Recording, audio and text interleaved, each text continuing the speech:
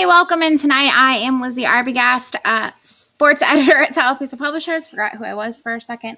Alongside managing editor Santana Wood. How are you doing tonight? I'm doing great. How are you doing? I'm doing good. It's been a whirlwind of a couple of days between the storm and the coronavirus, but I hope everybody's hanging in there. Definitely. Hope everybody's hanging in there. Hope some more folks have got some power today and doing a little bit better. Yeah, absolutely. So we do want to talk a little bit of coronavirus this evening. Do have some storm updates for you later in the show. So first of all, of course, we want to thank the help of our sponsor, Russell Medical Wound Care and Hyperbaric Medicine. Couldn't do it without their support and couldn't do it without y'all, our viewers. So we're glad to have you guys in for another evening. Definitely really appreciate everyone tuning in. We'll get into some big news of the day. You know, Governor Ivey did have a press conference this morning.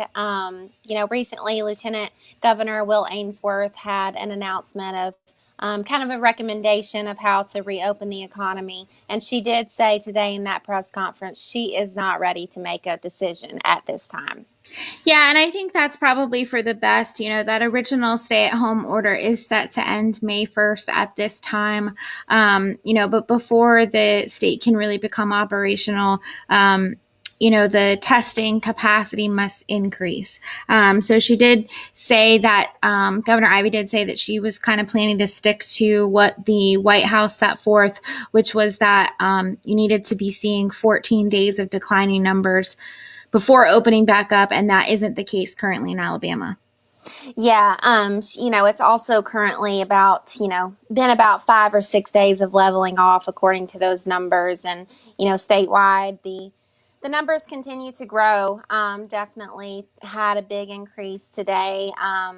5,327 confirmed cases statewide as of 6:40 p.m. And that's an increase of 249 since last night's show. And it's the biggest increase we've had in a few days as well. Yeah, so it's kind of uncertain, whether they obviously, press Governor Ivey wouldn't have had that those numbers at her press conference today. So it's uncertain what that means in terms of leveling off. But those numbers had been not decreasing, but the amount of the increase was going down over those last couple of days. And that obviously isn't the case today, which is really unfortunate. Not what we wanted to see. And also locally, there was another pretty significant increase here in Tallapoosa County, especially. Yeah, here in Tallapoosa County, we saw a big increase, pretty big anyway, to now 228 confirmed cases. And that's an increase of 35 more cases since last night's show. There are also now 14 reported deaths. And of those reported deaths, 11 have been confirmed to have been due to the coronavirus. Yeah, and that's also an increase of 2 in both of those categories. Again, the Alabama Department of Public Health has defined those 2 categories as reported deaths, and then those deaths have to go through sort of an investigation process to make sure that they were in fact because of the coronavirus. So that's really unfortunate to see. And that per capita rate for Tallapoosa County just continues to soar. It's now at 564.8 per 100,000 persons, and is still second in the state. Yeah, definitely. We're right behind Chambers County. I think Wilcox County is number 3 at this point. But Tallapoosa County is still number 2. Other counties saw a little bit of an increase as well. Elmore County now has 73 confirmed cases, and that's an increase of 5 since our last show with you guys. Still 1 reported death over there, which has been confirmed to have been due to the coronavirus. And Coosa County saw a little bit of an increase as well. Yeah, so there's now 24 confirmed cases in Coosa County, which is an increase of 1 since last night. Luckily, there still is only that 1 death, which has been confirmed to be because of COVID-19 over in Coosa County. So it's a little bit scary to see, it's kind of like we thought we were getting out of the weeds a little bit. And now to have, an increase of 250 basically today. And obviously today is not even over, is a little scary. So we'll see how those numbers progress. We're going to take a quick break and we'll be back to talk about some Elmore County news as well as some storm news here in Tallapoosa County. At Russell Medical Wound Care and Hyperbaric Medicine, we want you to know we're open. We take COVID-19 seriously and have put precautions in place for the safety and health of our patients. Don't delay treatment. Wound duration lasting more than 30 days is less likely to heal naturally. We treat all types of wounds, cuts, and burns, so intervene early. Wound care is critical. Call us today.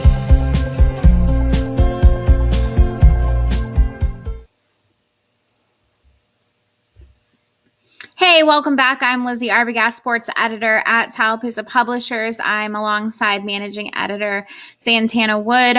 We were just talking about some coronavirus numbers updates. Also did mention that Governor Kay Ivey has planned to kind of stick to that 14-day benchmark to see a decrease in numbers, or declining numbers, I should say. So we do want to dig into some news around Elmore County as well. Yeah, over in Elmore County in Tallahassee, the Tallahassee Lions Club is encouraging community members to take part in an upcoming Life South blood drive that the civic organization is hosting next Thursday. That will be from 10 a.m. to 4 p.m. at J.E. Hott O'Brien Stadium parking lot. They will practice social distancing, have a lot of sort of procedures in order to maintain those guidelines that the CDC and the state is recommending. But blood is really needed right now, as always, but especially right now. So they're finding out a way to make that work among everything. Yeah, absolutely. And we also know that food is needed as well right now. We keep hearing about people delivering food, and that's great to see out in Wetumpka. Wetumpka-based Business Information Transport Solutions President Quincy Miner delivered 60 lunches to the Elmore County Community Hospital today. Yeah, that was really good to see. He said that, when he delivered the food, and that was just to show gratitude and appreciation to those healthcare providers and staff who are working on the front lines of this pandemic. A lot of folks have been doing that, and I know that it's really appreciated. Yeah, absolutely. So here in Tallapoosa County, obviously the coronavirus, as we said, still a huge concern with that per capita rate going up, another big increase, unfortunately. But right now we've got sort of more pressing matters on our hands with those huge storms that came through on Sunday. Still, as of 5:30 p.m. today, Alabama Power spokesperson Ike Piggott said that 650 households were without power within Tallapoosa County. Yeah, no, that's, a lot less power outages for Alabama Power customers than last night, but still a lot of folks without power. And I know it's rough to be without power for a few days, but they're really working on it. In Alexander City as well, Mayor Tommy Spraggins said extra crews will be coming in to help get power restored for city customers as well. The city will also have a special council meeting Wednesday morning to discuss the aftermath of Sunday's storms. And the public will be able to call in and listen to that. Yeah, and we've heard a lot about people wondering if there has been declared a state of disaster in Tallapoosa County, and that has not happened at this time, although it is being looked at. Representative Ed Oliver said that decision could come by the end of this week or next week. There are a lot of people that are still struggling, so that's scary to see. There were a lot of volunteers out and about today, though, that were assisting with assessing needs, damages, and those kinds of things as well. Yeah, Tallapoosa CUSA Voluntary Organizations Active in Disaster, or VOAD, has been active and coordinating volunteer efforts to, really help out where they can and organize those volunteers. The Baptist Disaster Relief Team headed out to Point Wendy area today to cut down some trees and clean up yards free of charge. So that was really good to see as well. And, the National Weather Service also said today, I do want to let you guys know that it was not declared a tornado. After they did their report, they determined that it was just straight line winds. But those can be very powerful. It was 70 to 90 miles an hour winds. So that's what the National Weather Service declared. Yeah, absolutely. So just know, I know we've gotten a lot of questions about why don't we have power yet and why haven't they come out here yet. There are crews working. There's a very limited number of people. I think Tommy Spraggins said somewhere around 65 or 70 people. And again, they're servicing 650 households within Tallapoosa County, 750 within Coosa County as of this evening that still didn't have power. So I know it's tough, but just try to be patient. Know that there are people that are out there working to try to help the people that are in need right now. Definitely, got all those other crews from other towns and municipalities coming in as well. So they're definitely working really hard at it.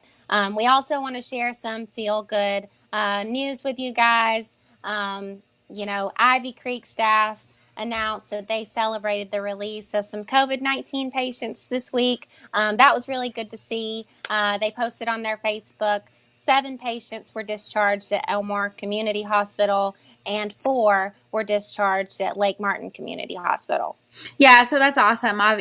We've talked a lot about getting recovery numbers, and that's just not something that's available to us right now. So we're relying on hospitals to get us that information. So we're really glad to see that there are some local recoveries, and we'll try to have as much on that as possible. You can also pick up the Wetumpka Herald on Wednesday to read about kind of how Ivy Creek has entered into a win-win situation with nursing homes by housing their COVID patients. So that's kind of interesting. Make sure to check out the paper and get that information. Yeah, really interesting story there you'll want to read. As always, we really want to thank all our viewers and readers trusting us as your local news sources. Really appreciate y'all and really appreciate the help of our sponsor, Russell Medical Wound Care and Hyperbaric Medicine. Couldn't do it without their support either. So we will continue to come to you guys every weeknight at 7 p.m., deliver you the latest coronavirus news and other county news, tri-county news here. And just continue to stick with us. We appreciate y'all. I'm Santana Wood, managing editor, alongside Lizzie Arbogast, sports editor. Y'all have a good night.